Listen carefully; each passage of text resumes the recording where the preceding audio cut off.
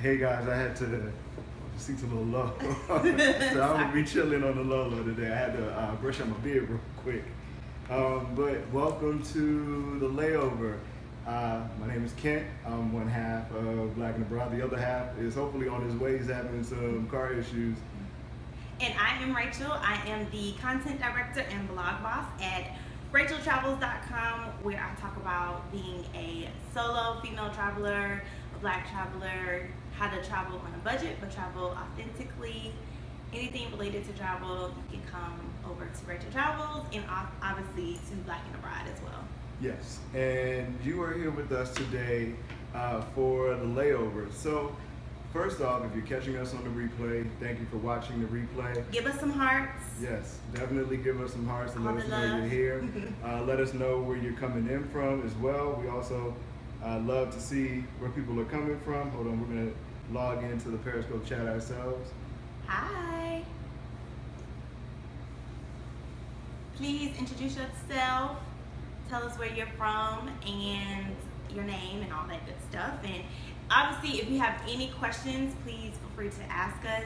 We have a couple topics that we want to cover, but obviously, if you have any other questions that you want us to answer about traveling, being a black traveler, being a fearless traveler, where to go, anything like that, then just please write it down in the little chat box. Yes, I am ready. So today, as we mentioned, if you've been following us on Facebook, Instagram, Snapchat, Pinterest, any other social outlet out there, we said that we'd be talking about a few topics today that are related to your blackness, I would assume. Yeah. And I think so. Travel, and of course, you yourself as a black traveler.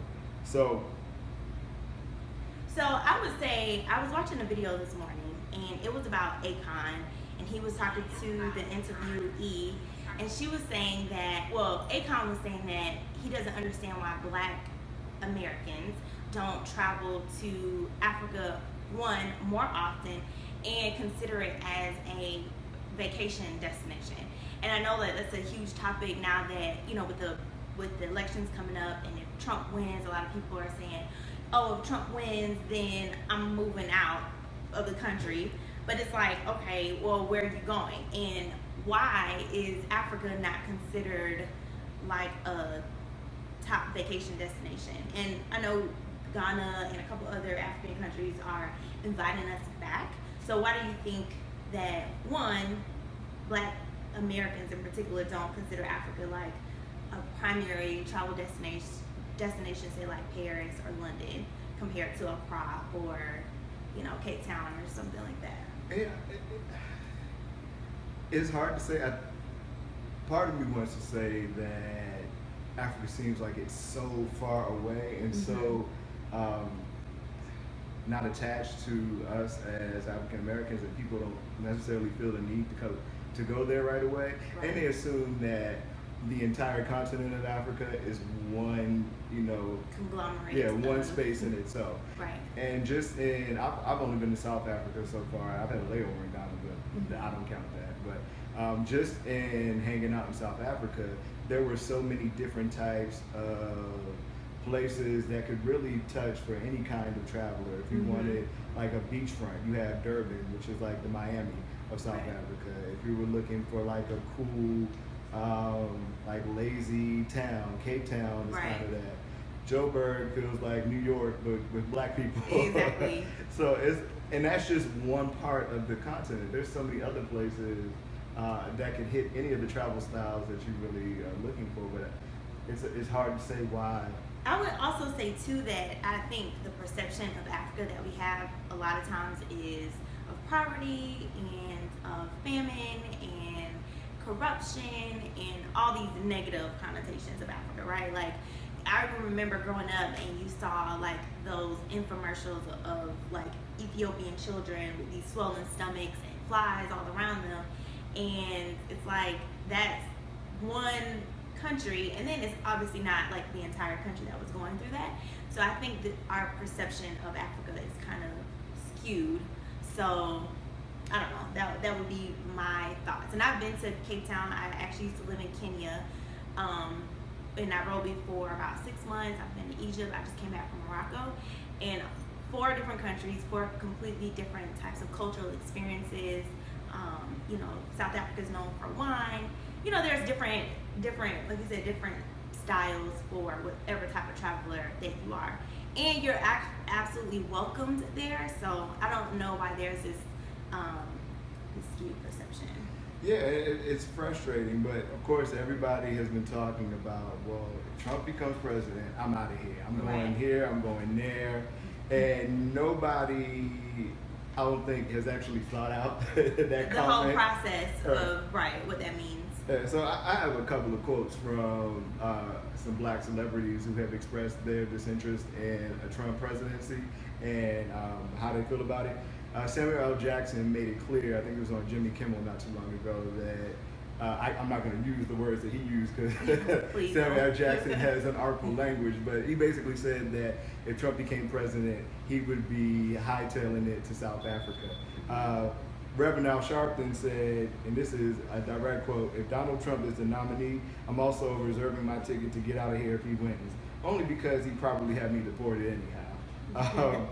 And Raven Simone, our favorite little stepchild, Raven Simone, her quote was wrong, but I got the idea of what she was saying. She said, "My confession for this election is if any Republican gets nominated, I'm going to move to Canada with my entire family. Is that bad?" She said she already had her ticket, which I highly doubt. And if she does, it does actually lead into her quote, because a Republican is going to get nominated, Raven. You're concerned with whether or not a Republican becomes president, but hey, that's Raven. But there have been situations like President Trudeau, or not President, Prime Minister Justin Trudeau in Canada, who has said that Canada will welcome any Americans that come with open arms who are trying to get away from Trump. There's also, in Ghana, we were talking about Ghana earlier, Ghana has the right to a vote program where if you are of African descent in any part of the diaspora, you are welcome to reside as a citizen there and to get your citizenship there. Of course, you have to have, you have to be of good moral character and at least 18. Hopefully. Yeah, hopefully. But those are some of the things that are out there. So countries are kind of watching it just like we are. A, because they don't want to have to deal with it. With Trump, for sure. But B, because I think it's an opportunity to, like you started off with, to really bring a light back to places like Ghana are really fruitful in opportunity and feeling like you're at home. I know I definitely felt like I was at home when I got back, and everybody that I talked to, it was some kind of variation of welcome home. Yeah, for sure. And I get that sentiment all over Africa, even in what would be considered the Arab part of Africa. If you go to like Egypt and Morocco, they kind of consider themselves the Arab nations, not particularly African nations, which is a whole nother topic within itself. But I happened to be in Morocco, and I heard Ghana dual citizenship takes forever. Probably, because I know processes in Africa, in particular, I can speak for Kenya, that the processes do take a long time. But I happened to be in a marketplace in Marrakesh and met some guys who owned a fabric company, fabric store where they make custom sheets and draperies and things like that. And the guy was like, "Oh my goodness, you look just like my daughter. Like, you could be a part of our village." And their village is in the Sahara. And we took a picture. If you go on my Instagram, you'll see the photo of the 3 of us. But we literally look like we could be family. And so I think a lot of times too, and I get this question on the blog too about like being a black traveler. Is it scary to be a black traveler? And everyone's like, "I heard that people are racist, you know, in certain country here," but I can't necessarily say that I felt that going to Africa, and I felt very welcome. So yeah, I definitely didn't feel. Well, let me stop before I start. Okay. When in Cape Town and in Johannesburg, there was an air of like the residual of the apartheid. Yeah, of apartheid. In certain areas, I would say more so than others. Right. But it's still there. Yeah, because they're only 22, 23 years out of that. So they're in that same stage that we are as far as civil rights. The wounds are still raw to them, but when we were in Cape Town, there were some xenophobic attacks that were happening. So those are some things that you see when we were going on safaris and things like that. Our guides told us that they're not used to seeing black people in stages of relaxation and leisure. So if they were going on a tour, they were leading somebody on the tour. Right. Or if they were at a safari, they were working at the safari. They weren't there to take in the sights and do things like that. So that was a little sad to hear. Right. In Cape Town, I think you may see it a little bit more. Not that somebody's out calling you colored or anything to that nature, but it's definitely an air that you pick up on while you're there. But again, you have a dual personality when you're traveling as a black American traveler, because before people talk to you, unless you look like a complete tourist, they assume that you are of the country. Right. And then when they find out you're an American, you get to see that switch in how they treat you. Sometimes you don't, depending on what country. Sometimes because they just don't like Americans. But a lot of times I've seen that switch. Travel tip: if you're in a country where they don't like Americans, just say you're Canadian. That tends to work for me because they're such a neutral country. Random, but just think about it next time you go somewhere. When we get to talking about Cuba, I'll talk about my experience saying that I was from somewhere else other than the United States. But does anybody have any comments about where they go if where would you move to if you wanted to, leave the country? Like what countries would you go to? I know for me, I would probably do South Africa. I love South Africa. It's one of my favorites. And Thailand. I love the beaches of Thailand. The food is amazing. Thai is my favorite type of food. So probably those two for sure. Libria of Wonder Woman Inc. If you haven't already checked out my Wonder Year, make sure you do so. Check it out. It's so amazing. Yeah, it's a very dope concept. But Libria, who is the chief wanderess of my Wonder Year, said that she would go to Prague. Nice. Hey Libria, how are you? I haven't been to Prague yet, but I've heard great things about it. Oh, Bahia. I haven't been to Bahia yet. I heard it's amazing. But there's been a lot of things coming out about just, and I think people forget this too, that we have this kind of fantasy about these other places that are, in fact, heavily populated by black people, but they still encounter the same kinds of, color issues. Especially in Brazil. Yeah, internally that unfortunately we do here. And sometimes it's a little frustrating to see that abroad. That like even there is something that we still deal with. I know there was an article a couple of days ago about how black men in Brazil, if they become prominent and wealthy, they will go for a white woman. Right. But isn't that kind of true here with like athletes and actors? A lot of people get to a certain status. Kanye West, for example, I know he used to rap about one thing and then he got to a certain status and now he's with, And when he get on, and there's a lot of the things where you're like, that feels just like home. A few weeks ago, I was in Antigua, which is a city in Guatemala, and wherever I go to country in Central America, I always look for like the black population, and I found out that there's a town called Livingston in Guatemala, and that's where the primarily black population is. Just in talking to people there, they would say that they would assume that we were from Livingston first until we spoke, and they didn't like Livingston residents at all, except for the ones that were on the basketball and soccer team. That sounds really familiar. How typical, right? So they get treated like kings there, but anybody else that looked like they were from Livingston got a side eye. Panama is on there. I like Panama. I spent like one day in Panama, but I need to spend more time in Panama. So give me some recommendations on what I should do when I go to Panama. Yeah, I spent 12 hours in Panama. A long layover. Yeah, it was a long layover on the way to Guatemala. So I got to hang out in Panama City for the night, but it was like the night before Carnival. So everything was like that calm before the storm. So nothing was really you popping. missed it. Yeah, I almost regret it, but I ended up having a great time in Guatemala. I think someone else mentioned Costa Rica as a spot. And I think it really depends on like your fantasy island. You would want to. I think that's how we've been looking at. We would want to get away, not like I want to get away and I'm taking my job and all of that. I don't think anybody's thought that forward. Like how am I going to actually eat and pay rent? Right. You know, that kind of stuff. I know you said South Africa. The power of the dollar there is incredible. Yes. Incredible for Cuba. For U.S. dollars. We're gonna talk Cuba in later. It's one of our topics for sure. Yeah, but when I was there in September, it was like 13.5 rand for $1 American dollar. Yeah. So I think it's almost up to 15 now. Yeah. So that's definitely a place. If you were still getting American money back home and you could spend it and live it up there, you would do well. And guys, get into these communities. A lot of travel communities will share various travel deals. I know they just had a deal to, I want to say South Africa a week or two ago, and I believe it was under $600 round trip, which is unheard of.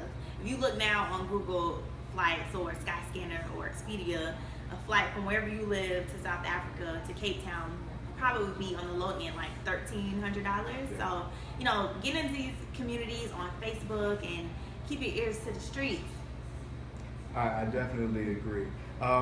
So, did anybody else mention any places? Oh, I didn't even say where I would go. Oh yeah. I love Canada. Toronto felt like a quiet New York, a quiet and clean New York. Montreal, have you been there? I haven't yet. Montreal is if you guys are looking to travel, and I would say that if you aren't ready for a super broad travel experience, Canada is great because it's pretty close if you are obviously in the States, but you can have a very different experience. So I like Montreal because it's in Quebec, which is the French-speaking part of Canada. So everyone speaks French. The architecture is very French-style architecture. There's a lot of French food, French bakeries, French everything. So it's almost like being in Paris, but not having to go all the way to Paris. And it's typically really inexpensive to get to a lot of the, Canadian countries. So if you're not ready to go to, Thailand or anywhere super far, then consider, our neighbors. Another thing that surprised me, not that it surprised me because I knew our healthcare system was kind of terrible. Right. Was just the access to things that you would be like, oh, it's such a hassle for me to go see a doctor or a dentist real quick. Where like in South Africa, it was like, oh, okay, you want a prescription for this? Here you go. In Mexico, there are pharmacies on every corner where you can get things where you would need a prescription and a high review here before you even got them. So that's also something, if you're really truly thinking about where you'd be January 20th, 2017, that's something you definitely want to look at that healthcare system and how that would work out. Of course, for some of us, it's easier to move because we work remotely or we're entrepreneurs, but like I said, it's a conversation that everybody has, but I don't think anybody's really thought the some whole faith process into through. it. Yeah. So next, I have on here dating abroad. Yes. I know that's always an interesting topic. So actually, Kent brought this up to me because I went on a date when I was in Morocco, and I'm gonna get to the point where I'm gonna just start dating when I go to these different countries because it's just a really interesting experience. I know I've had this conversation with some of my other girlfriends who travel, and a lot of times they'll say, well, I get treated better internationally when I'm traveling internationally by the men than I do at home. And I think it's a mindset thing personally, but I do think that the perception of marriage and family is a little more prominent in some other countries. However, I've seen that there has been a shift as well. And I'll just say that when I went to Morocco, I was talking to our tour guide, and he was in Morocco, if you're not aware, is a predominantly Islamic country, okay? So typically, they get married very young, and the idea of family is very strong and prominent. But there's been a shift in Moroccan culture where women aren't getting married young. They're going to school, they're becoming doctors, they're becoming lawyers, and they're telling the guys to wait a minute, let me, get myself together first. And then they'll get boyfriends or whatever. And then now they're starting to get married late 20s, early 30s. The same way it is here. So I'm thinking it's kind of like, I don't know if it's not like an American thing that's happening anymore. It's more so women and what women want to do is starting to change, and what we're asking for is starting to change, and the envelopes of dating has been kind of shifted. But have you gone on dates? So I have experience. Well, let me preface with this. Okay. I'm always leery of being a creep or being perceived or as a getting creep. robbed, maybe Yeah, right. those urban legends of some girl like stealing your kidneys or whatever. Right. So I'm always on edge, not on edge, but just on normal alert as a black man. Whenever True. I'm in a foreign place, because I don't want anybody to perceive my actions as angry or as severe and have a severe response to whatever I'm doing. So I've been lucky enough to have dope experiences where it was, through the old app of just communication. Like, for me, when I travel, I'm very adamant about getting out into, like, where would the locals hang on a Tuesday? Sure. Right. Where's the spot if I actually lived here to go? And meeting up with people there. Like Rachel mentioned earlier, travel groups like Madness, like your Up in the Air Life, are really good for people who actually live in the cities as expats or from there. So a lot of times when I go places, I'll hit them up and ask them, hey, where to go, what's to do. But I know dudes who are like Tinder champions who, when they land in a city, and this doesn't have to be international, like they hitting it, they swiping, See putting it out poppin'. there. Yeah, sliding in DM. Like, so one of my boys, he goes on Instagram and he'll hit the hashtag for like a location. So like if he went to Johannesburg, he would hit that one and scroll through the pictures. Or if he was at a restaurant that was really dope, he would go through and scroll through the pictures and find people there. I mean, when you think about it, that's kind of a great way to meet people if you're careful. For me, I can't say that I'm super leery, but the way that and I've gone on several dates abroad, but I just kind of listen to my intuition. I happened to meet this guy in the marketplace in the Medina, which is like the huge town square, and he was like, let's go have coffee and hookah, and I was like, all right, hell yeah, whatever. And I just made sure it was in a place where it was open, and he didn't take me into like a back room or anything like that, but we had a great conversation. I got a chance to really understand. See, a lot of people do it. I got a chance to understand like the local culture from like a young man, and not just from a tour guide perspective where they'll tell you like the national numbers and culturally, but you get it, directly from the source. And now I can say that I have a friend in Marrakesh, and if I ever come back, then I have someone that I can link up with and find out where the local bars are and the local restaurants and where the locals hang out. So I just look at it as an opportunity to network. You just never know. Yeah, and I wish Eric was here. Eric, if you're in the, because he might be in the Periscope chat and so. So when we were in Dubai last year, well, first off, normally throughout the year I have a heavy beard. Sometimes I cut it and do some spring cleaning, but for the most part, I keep it heavy. So when I go overseas, I get different reactions from different people. Oh yeah, tell them about it being in Dubai. Yeah. Was it Dubai? Yeah, it was in Dubai. So we were just leaving like the soups, and we were looking for something to eat, and we found a spot called, well, we were like leery of doing some of the street food there, right. So we were just trying to find a good spot. So we ran across a spot called TGI Thursday, right? So not we were like, Friday. Right, not Friday, Thursday. So we were like, okay, it's probably gonna be some American food in there, just something quick to eat because we were starving, we hadn't eaten anything. So we rolled up to go in there, and it was like a spot where there were like 5 restaurants in there. It was like a building. There was an Italian spot, a Chinese spot, an Indian spot, and then TGI Thursday. So we go in there, and they check our ID before we go in the door. And we're like, oh, okay. But they let Eric through right away. For me, they held me back and were like scanning my ID and it took me back to the day we got there when we were going through customs. They held me in customs because they thought that I was a local or that I was from the Middle East because of my beard. So they asked me all these questions. So they wouldn't let me in initially to TGI Thursdays because they thought, we later found out, that I was another undercover spy for the undercover spy for the religious police. So they have religious police. They say you can go for an Emirati. For sure. Oh, okay. Yeah, I didn't know that until I got to Dubai. Like, people were coming up to me, especially the day where I wore the traditional Kandora. Oh yeah, for sure. Yeah, that was a funny day. But so we finally get inside and we realize that it's not a restaurant. It's like a pickup spot for prostitution. A brothel. Yeah. It's where the ladies of the night convene for late night debauchery. So we get in there and immediately, like, I guess the black section of the ladies of the night like flocked to us.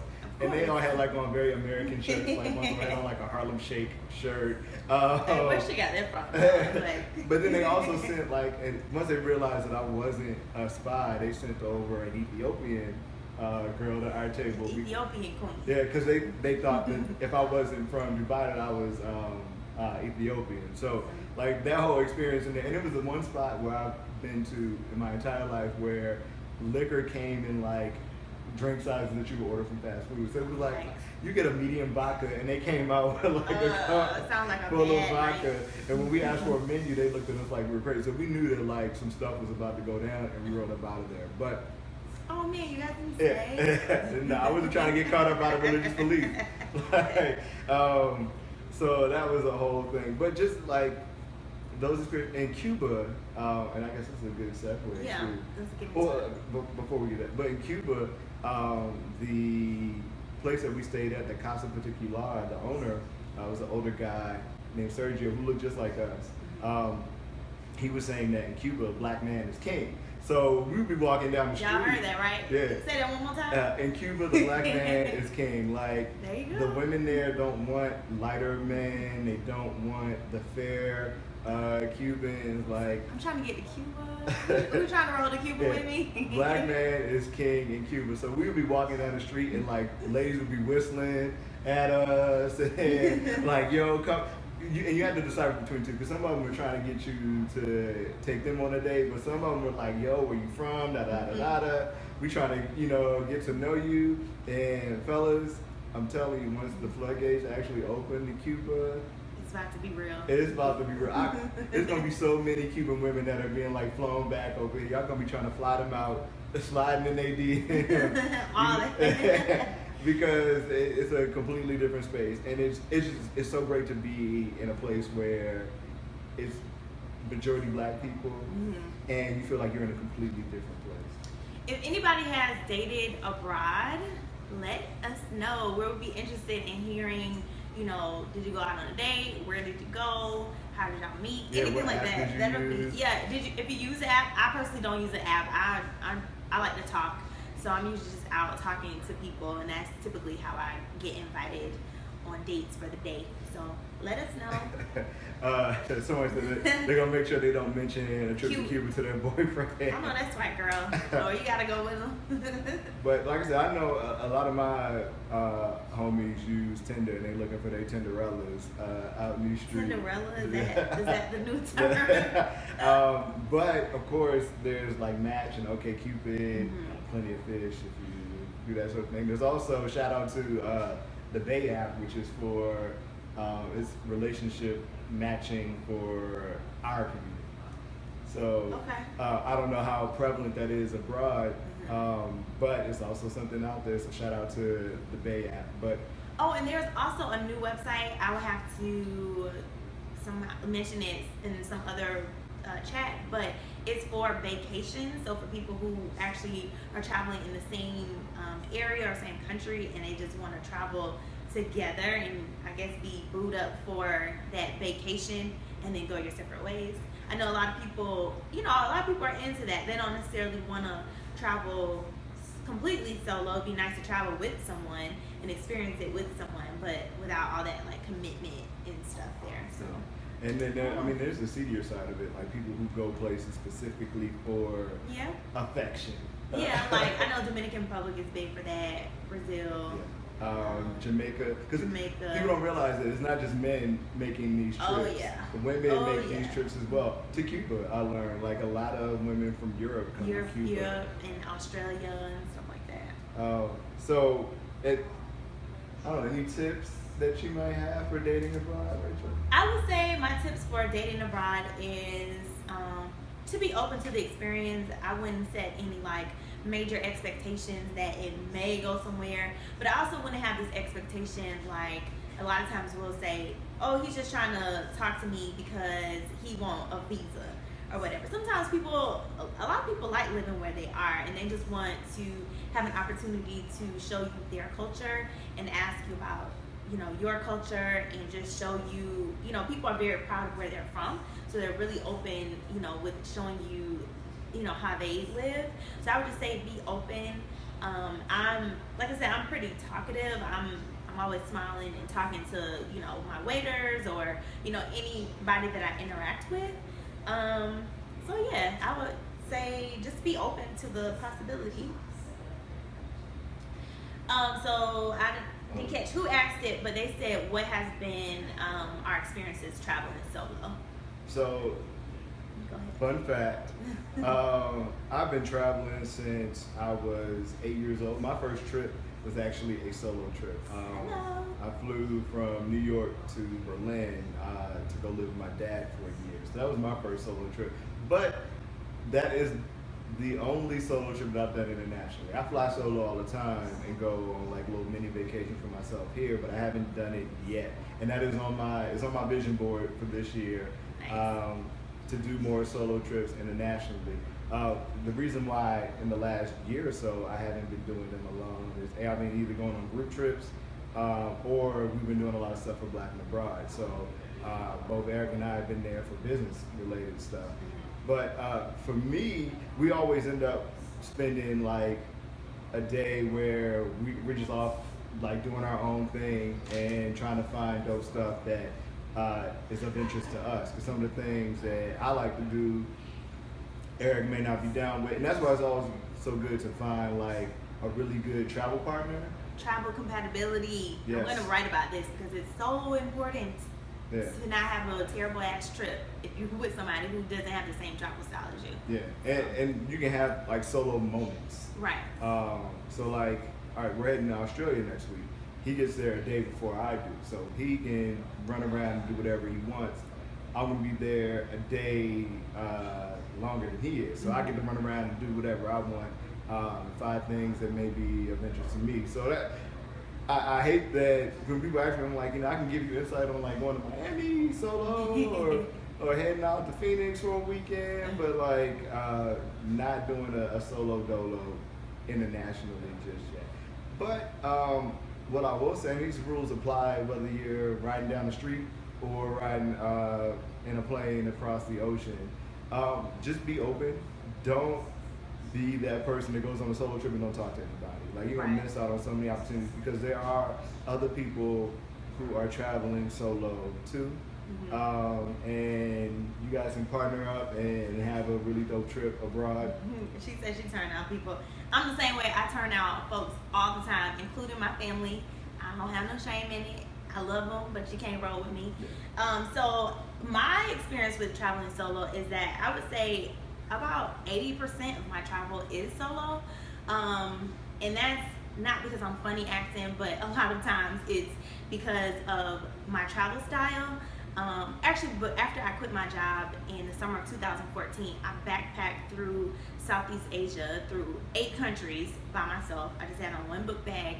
And it was awesome because I got an opportunity to experience all these various countries. But you do meet a lot of other solo travelers. And through that, you kind of create these communities of people who move on to different countries together. But I love traveling solo because it gives me an opportunity to kind of get out of my comfort zone, which I just found that getting out of your comfort zone just opens so many more doors of opportunity and meeting so many amazing people. One of my really good friends, I happened to meet her in the Philippines. She's from Sweden. And there's nowhere in the world that we would have ever met each other and like hit it off and been good girlfriends if I just hadn't met her. So, Oh, well, I think it was Sophie was her name, said that her friends like to do photo shoots in the resort. And yeah. she's more of an adventurer. I'm the same way. I would say that too. Like, I scuba dive, I like hiking, and you know, some people may or may not be open to that. And there's ways to get around it, especially in a group trip. Like, you guys can do your thing, I can do my thing, and we can meet for dinner. But a lot of my solo travel is obviously for work as well, like through the blog, and because I work remotely, if I feel like picking up and going somewhere, I know a lot of people can't necessarily get off on a Tuesday to go travel wherever, so it just kind of aligns with my lifestyle as well. So, but I love it. And you know, I think we talked about this. We did a post when we were working with LabView in a partnership about like building your travel squad, and like you gotta balance the resort stayers, because if I stay at a resort, I do like to spend like one day at the resort to kind of chill out, but after that day, usually it's the first day I get there. The all-inclusive. Yeah, after that day I'm gone. All-inclusive is good to know that if somebody went and jacked all your money, you still got something to eat and drink. At least, right. But other than that, all-inclusive is going to give you bland food, and it depends on what you're trying to travel for. But most of the time, I'm trying to get out and take some local food. I want to hang with people. See the sights outside of like the super touristy stuff. So yeah. And I mean, I have some friends. I'm trying to break their habits of get your ass up. Yeah, and another thing that annoys me, it goes along with travel compatibility, is people who take pictures of every single thing. And I've traveled with people, and taking pictures is great. You gotta take pictures, you gotta take video, but like taking a moment to just like realize I am in this place. Like, for example, I was in Australia for the New Year, and I was just taking moments to be like, I have been dreaming to come to Australia for years, and I'm here, and I'm like taking it in and embracing it, and you know, looking at everything, and yeah, exactly, soaking up the experience. But it's hard to soak it up when it's like, can you take a picture of me here? You look at, I don't like it, can you do it again? And it's like, we're spending 15 minutes trying to get this perfect selfie on Instagram so you can get a couple likes, when you know, we're only in this country for X amount of days. So that goes along with travel compatibility as well. I don't like traveling with folks who just take pictures all the time. No, see, what you do when you ball out, of course, you hire a photographer to follow you around. There you go. That's going to be like my new twist, is hiring a local photographer. What? Yeah, that's when you got money though. But I know when we go places, we try to like take pictures of the other person, so that we're not losing the moment, but we're also capturing like the stuff. So I'm like, yo, I got this. Bring a selfie stick. Yes. Yeah, or bring a selfie stick. Invest in a $5 selfie stick from Big Lots or Walmart, and you know, press your way. Yeah, but I'm the king of like not taking a lot of pictures of me, but getting a lot of video of like experiences and like local people interacting, of course with their permission, and things of that nature. And I'll take it, and I'll look at it tonight when I get back to the hotel, or I'll look at it when I get back. I mean, there's some things where like if we're shooting for the website, you gotta take some pictures, sis, especially in Haiti. Yeah, you definitely gotta document. Like there's sometimes I'm like, oh my god, this is awesome. All right, now it's time to take a picture. Right. But you gotta make sure you find that fine balance in capturing a moment but not missing. Yeah. So, our final topic for the day. Cuba. I agree. Those memories are vivid. So Cuba. All right. So in the last week, I think. Real quick, before he gets into Cuba, if you guys have any questions, you can start asking them, because he's going to talk about Cuba, and I'm going to start logging some of the questions, and we'll go from there. Okay, cool. So last week, I believe it was on the 3rd, because the 3rd was the deadline. The airlines in the U.S. submitted their proposed routes to the government for flights to Cuba, not just to Havana, but to places like Santiago, Trinidad, a couple of cities in Cuba. And not only did they submit their proposals, but they've also, in some cases, started online petitions in support of that. And I think public comment is available until March 21st about that. So most of these airlines are doing it from like their major hubs. Like Delta's gonna be doing a flight out of Atlanta. I think Southwest is doing one out of Orlando. American is doing out of New York and Philly, I believe. Yeah. And Miami. And United is doing it like out of New Jersey and I forget where else. But everyone's been like, okay, now's the time for me to roll. I can definitely get down there. I know that the experience is going to be different. So all these flights are proposed. If they went to effect, I think it was November, that they would actually be able to commission those flights and roll down there. But even still, there are... It's my friend Amira. Hey Amira. There are still the rules in place for getting down there. So the floodgates have not completely opened yet. Every couple of months they crack open a little bit more, but there's still some things that you need to do. And a few months ago, Eric and I did a Periscope session on like how we got to Cuba, because everybody thought that like I got to Cuba on like illegal tip. Yeah, I put the wrong air quotes. No, I got to Cuba. I was in Cuba, but that we got there in some sketchy ways. But no, so there are 12 reasons to get down to Cuba. And before I went, actually, I had the letter. I sent a request off to OFAC, which I forget what the acronym stands out for, but they're basically in charge of giving permission to U.S. citizens to visit Cuba. And there are 12 categories as to how you can get down there, one of which is like education, if you're going for any kind of volunteer efforts or religious work, if you are of Cuban descent and you have family down there, journalism. And journalism was the one that we went down there for, because we went with the intent of writing a destination guide for Havana. So people were like, well, why didn't you fly directly from the U.S. to Cuba? A, because it's expensive, and I always think that the cheapest I can get down there, the cheapest, there's more money I have when I'm there to spend. So I found a flight from Atlanta to Cancun last summer it was $99 each way. So it was $200 round trip to Cuba.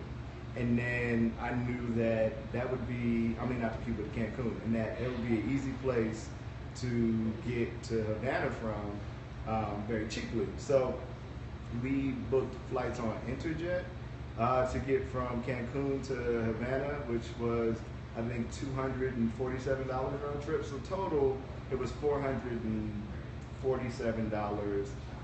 Restaurant recommendations. We'll probably get to that in a second. Yes. So that was the way I got there. Not because I was looking to skirt the law in any way, but that was because it was the cheapest flight when I started putting numbers together. And at the time, I think this is when JetBlue had just started flying out of New York.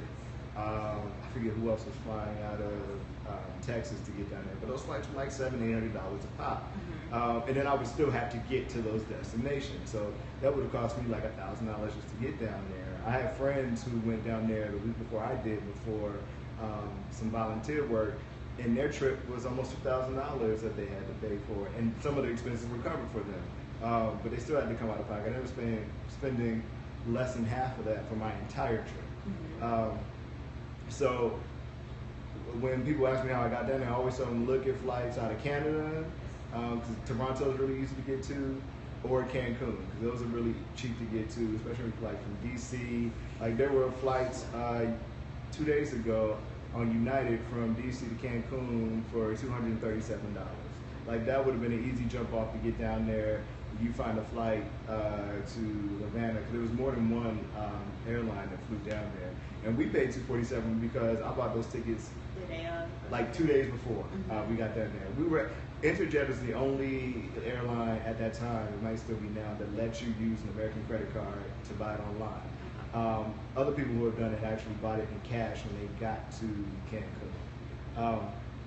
But like I said, we were there for legit reasons. We were documenting our whole trip, going to certain restaurants that we had read up on and we had established agreements with, meeting like the Casa Particulars we stayed at those for particular reasons because they were in parts of the city, so that we could really put together a guide. And people have used the guide since, and there was a reader of ours, Courtney, who was down there last week, and she used the guide and watched the session that we had, which is still on catch if you are looking for it. But somebody asked restaurant recommendations for Cuba. Oh man, I wish I had the name. So, there's Jardin Orient, which is like Oriental Garden. It has the cheapest mojitos there and really good local food. What's considered cheap? Like how much is cheap? So rum, Cuba has its own rum. So you can get a whole bottle of Cuban rum for like $3. A whole bottle? Yeah, a whole bottle. And you can drink in the streets there. So people will be walking around drinking all the time. But mojitos would be like $1.25. If you were paying more than $3 for a mojito, it was probably because you were in a really nice hotel, and you know you got upcharged because of that. But if you were eating at any local spot, they were really cheap. Another thing I tell people, that was one place where I didn't feel uncomfortable eating the street food because it was being cooked in like people's houses. Like everybody's a hustler Exactly. in Cuba. Amira, let me know where you guys are going. Yeah. So there's two types of currencies in Cuba, one for tourists and one for the actual citizens of Cuba. And the citizens currency is 1/24 of the tourist currency. So what you want to do when you get there, of course you have to switch your monies over to the tourist currency. You want to do it from a non-American dollar. So you have to get Canadian dollars or something? So we got pesos before we were Mexican? Yeah, we were in Mexico. But if you're going straight from the U.S., get like a Canadian dollar. I'm sure that'll switch once these routes go out there. That'll be another thing that they switch over. But it was because you got hit with a 10% penalty rate for converting American dollars. So we converted to pesos, Mexican pesos, and then got there and converted to Cuban pesos. And then we took some of the tourist money and converted that over to the coup, which was the pesos cubanos, the Cuban pesos for the locals. And you would use that to get food in the street. We were paying like the equivalent of 40 cents for like a full personal pan pizza. Wow. Having ice cream for like 8 cents, churros for like 10 cents. Mira wants to know, a cool young history wants to know, can you withdraw money from an ATM? No, so it is a plastic-free zone as an American. When you go down there, we saw a girl who was trying to use her card at like a hotel restaurant, and her feelings were hurt. Like, so when you go down there, we were just like, why you ain't hit us up? We could have told you before you got here. But no, you convert enough money to last you your time down there. So we were there for 6 days. So I rationed out like $125 a day, with the intention to only spend like 80.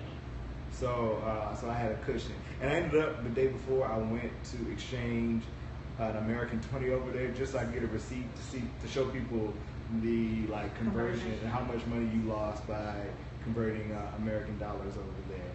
But no, you cannot use, well at the time you could not use a US credit card. Their systems weren't set up to accept. It would say like no accept on there.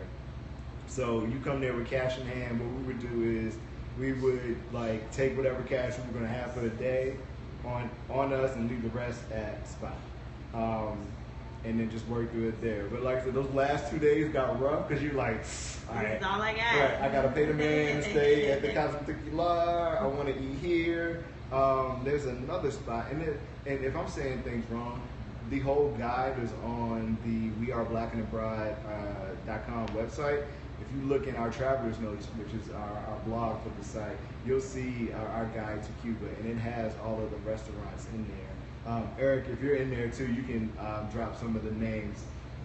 But you'll see a lot of paladars, which are restaurants that are inside people's homes. Like I said, you'll get a lot of street food from just walking down the street. People selling fresh squeezed juice or any kind of meals. We saw people like making full-blown like chicken and spaghetti outside of their house and like their windows. It would be a whole bunch of people crowded at their windows. There is a spot, and it is slipping my mind at the moment, and I'm gonna shut up for a moment and see if I can find it. But it was hands down like the best food in Cuba, and it's right across from the capital. Cuba does sound amazing. I'm trying to go in May-ish before the crowd and influx of people come. So and the one good thing about Cuba is that there are no like chain restaurants. So you're not gonna see a McDonald's, you're not gonna see a Burger King down there. And so I said that too, but in talking to the people there, they're like the government is very concerned with making sure that Cuba retains its authenticity. Right. That'd be awesome though, because I do get tired of like going to places and I'm in Thailand and there's a Burger King and a KFC and a Popeyes and a Starbucks and a McDonald's. I guess that's cool if you want to eat something that feels familiar to you, but I'm really all about like the complete organic, authentic experience. And it's kind of hard to have that when it's like an authentic restaurant next to a Popeyes or a Pizza Hut. Kind of odd. All right, so while Rachel's talking, I pulled up our guide, our destination guide. Los Nardos is the name of the place. It's a restaurant that's directly across from the Capitol. Absolutely. And do not be fooled by the ambiance of the place. Like, it looks really like high sedity, hoity-toity, Michelin star kind of restaurant. But you get in there and the prices are like a full like trough of meat for like $15. Like there was a platter we got where it had like every meat known to man, all kinds of vegetables, and it was supposed to be for like a family, and it was like $15.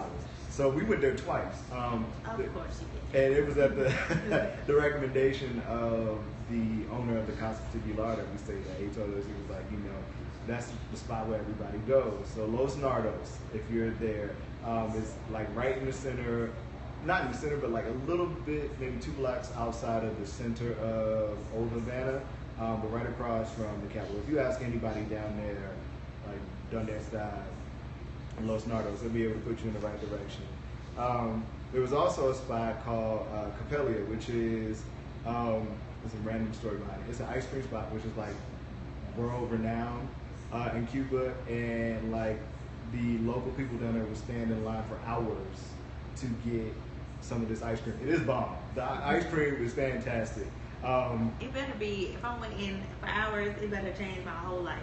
But so, okay, and then that's because they're paying in the local currency. If you have the tourist currency, there's a little jump to the side, and we put that in the guide where you can walk right up. So that's like the fast pass lane. Yeah. Right. But the whole spot is there is because Castro wanted to introduce ice cream to the island. So he built like this massive ice cream spot. It takes up like an entire block, this whole ice cream spot. Wow. It's supposed to be like a mini amusement park, so they had like little rides and stuff, but it was his way. He liked ice cream and he wanted to introduce it to the masses, so he started it up there. So it's really good. I forgot what time we got there, but we didn't have to wait long because we had the tourist currency. So that's one place where you definitely want to use the tourist currency. And it's in Vedado, which is like right next to Havana. You can walk or you can catch one of the classic car rides over there or a cab. See, that was it as far as places that really stuck out for me. Like I said, there were other places where we were like, oh, that smells good, let's go in here and eat. And it was like, so somebody's grandma cooking in the back. Nice. Yeah. And it's good if Abuela is back there. Yeah. You can't go wrong when somebody's grandma's back there. And seafood is very prevalent down there in the cuisine. So any Latin cuisine is going to be either pork heavy or seafood heavy, depending on where they are. So you are going to miss vegetables. I will say that. I was so hyped to get a piece of broccoli, like when we got back, because we spent a night in Cancun, then we went down there and we spent the night in Cancun on the way back, and I was actually glad we did that because it was good to get back to Wi-Fi, like regularly, vegetables, because the only vegetable you get down there is like potatoes, a raggedy salad, and like some bland green beans, nothing else down there. So if you're looking for like, can I get a Caesar? So it's tough for vegetarians and vegans? Yes. It's, the colors you'll see on your plate are usually brown down there, so that is not indicative of any kind of health. But other than that, even though all these airlines have opened up, will propose these routes, it doesn't mean that all of them are going to get approved. I think they've limited to maybe 20 total out of all of the airlines that have submitted that are actually going to move through. And there's still some red tape that you have to go through to get there. You don't have to do what I did, which was send a request to OFAC. But they sent me a letter back like, man, if you don't go ahead and go down there. That was the basic extent of the letter. It was like, look, you don't have to get permission directly from us anymore as long as you still fit into one of the 12 categories. When we got there, and I'm thinking it's because of my beard. Again, I had to really have a beard. The customs agents asked us why we were there, but they didn't ask anybody else. But I had like my big boy camera on and told them that we were there for photography. We wanted to see like my business license. You could, but they didn't press it any more than that. He asked us why we were there. We told him that. That was the only question we got either way, and they stamped our passports going and coming. I wanted to make sure of that. So. I know some people were freaked out about that. Like, what if they see when I come back to the U.S. I have a Cuba stamp? Oh, I have global entry, so I don't really have to deal with a customs agent so much. Eric gets caught a lot. He has global entry too, but not caught. But he ends up having to go through customs even though he has global entry. But even then, they didn't press him about anything. So I don't think anybody wants the bad press now of an American having an issue getting back into the States after visiting Cuba. So I don't think they're having an issue getting back. All right, any other questions for us? Thank you guys for hanging out with us. Yes, thank you for joining us during the layover. This is our first time doing this, and I'm sure we'll probably do it more often. So let us know if you have any other questions. Oh no, thank you. Thank you for joining us. We had so much fun. It's been real. Yeah. Oh, and don't forget to follow us. If you're not already doing so, I would be surprised on how you got here. Make sure you follow us on Instagram at blackandabroad and Rachel Travels, RACHEL Travels on Instagram, and on Periscope, Rachel Travels _. And if you're, I don't know about you, but if you're trying to find us on any other social outlet, use the hashtag blackandabroad. You will find us there, whether it's Snapchat, Pinterest, Facebook, your grandma's book club. Oh, and make sure you get a Black and Abroad t-shirt. Where's your Yes. hat? Oh yeah. I'm not. And while he's looking for his logo stuff, I want to say a huge thank you to the Purple Corkscrew. They are a Black-owned wine company, wine shop here in Atlanta, over here in Avondale Estates. And I also want to give a very special shout out to my sister Melissa, who painted this amazing purple mural back here. It's absolutely beautiful with the purple decor. But yes, definitely come visit Purple Corkscrew in Avondale Estates. It's owned by one of my favorite people, Stephanie. And they have some really dope ones that you're not gonna find anywhere else. Yeah, we were here for a wine tasting a couple of weeks ago, and they put us on to some wines from Spain. And the actual man who helped people get those wines here was here to tell us about all of that. So if you're looking for the anti-Moscato, definitely come to. If you're trying to up your wine game, this is where you need to be. Yes, check out Stephanie in Avondale Estates at the Purple Corkscrew and tell her that we sent you, because we love Stephanie. She's a dope person. But time for a plug. I know you probably can't see it, but Black and Abroad has some really dope stickers that you can put on. Some t-shirts. Anything. Of course, we have the t-shirts. We also have buttons now, which you can put on your stuff. This is actually my favorite thing at the moment, is the buttons. Of course. So definitely get those. I know we have some people who are heading to South Africa. I hope you guys are having a great time. Check out the recent post that our friend Bibi, Bibi's Busy, did about her time in Cape Town and things that you want to do.